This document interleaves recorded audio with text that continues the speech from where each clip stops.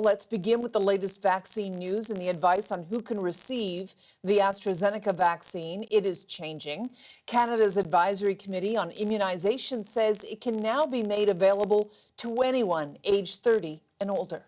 NACI recommends that the AstraZeneca COVID-19 vaccine may be offered to individuals 30 years of age and older without contraindications if the individual does not wish to wait for an mRNA vaccine and the benefits outweigh the risk.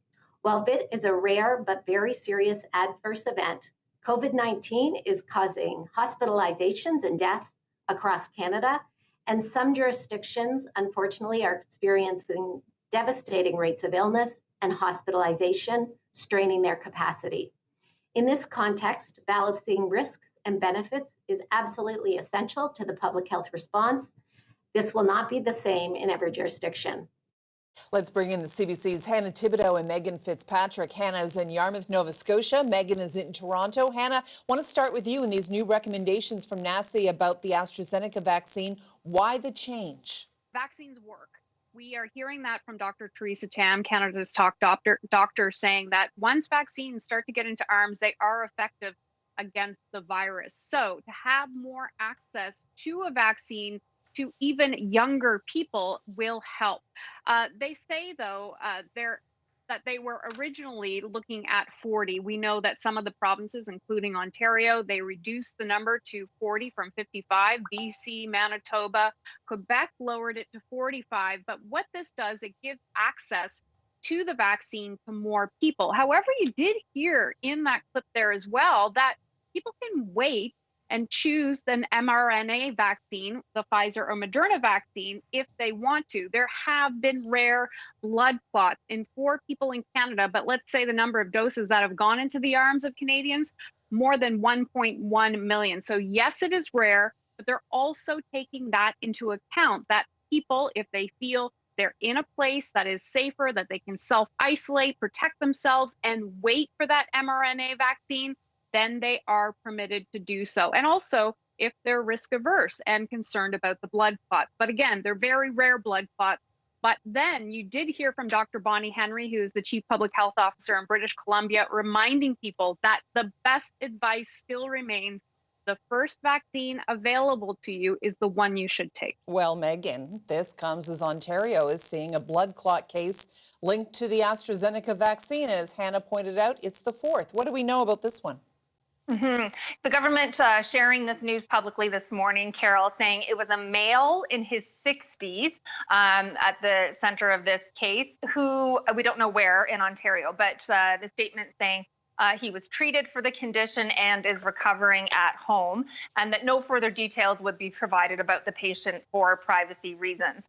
So that's all we know about the actual case. But the government going on in that statement, Carol, to say that the province has a robust process for identifying any adverse events associated with vaccines, and reminding people that all of the vaccines available in Ontario have been approved by Health Canada and are considered safe and effective at preventing serious illness, hospitalization, and death.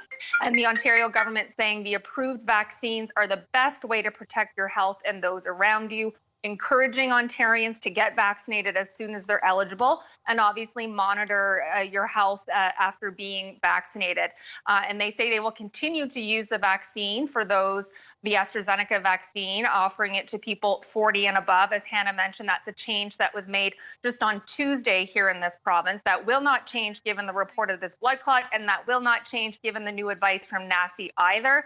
And that's because the Ontario government saying they welcome this new advice and these new recommendations from NACI to lower the age. But given the supply of AstraZeneca that's expected to come in the weeks ahead, they'll keep it to 40 and above for now, Carol. All right, Megan, thank you very much. Hannah, in the meantime, there's promising news on the vaccine front.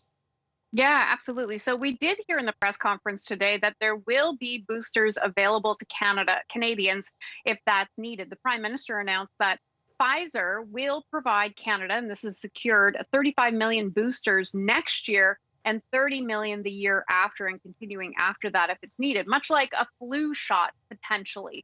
I actually was talking to all of the different companies in the past about a potential booster.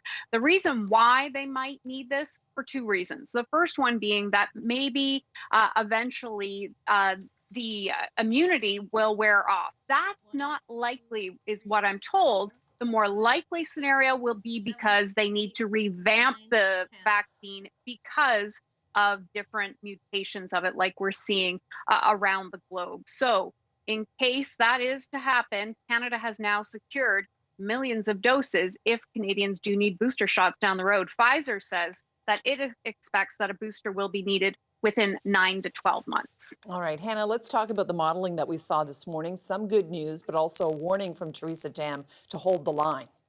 Yeah, absolutely. Some bad news, good news, I guess. Okay, let's start with the bad news because then I can end with the good news. The bad news is that the variants have appeared in every province and territory as of now. And the variants make up half of the number of COVID-19 cases in this country. However, the good news, and I want to focus more on the good news, is that if the vaccine rollout continues as is, and the type of lockdowns that we're seeing in Ontario, Quebec, and British Columbia, she says that has brought the numbers down as well. But if the vaccines continue to roll out as is, there's a glimmer of hope for the summer. Now, let me tell you the math and see if we can all keep this straight. If 75% of the Canadian population of adults has one dose of the vaccine, 20% have 2 doses of the vaccine, she says that by the summertime, they can start lifting those really strict restrictions. You know, we're still going to have to wear a mask. We're still going to have to socially distance. But you'll be able to get together with family in the backyard for a barbecue. You'll be able to go to the pubs and stores, all of those types of things. So the really restrictive measures, she says, should be lifted by that time if we continue on with this vaccination and the strict lockdowns that we have in place right now. All right, so 95% of the population has to have that vaccine to one degree or another. Or another, yeah. The CBC's Hannah Thibodeau in Yarmouth, Nova Scotia, Megan Fitzpatrick here in Toronto. Thank you both very much.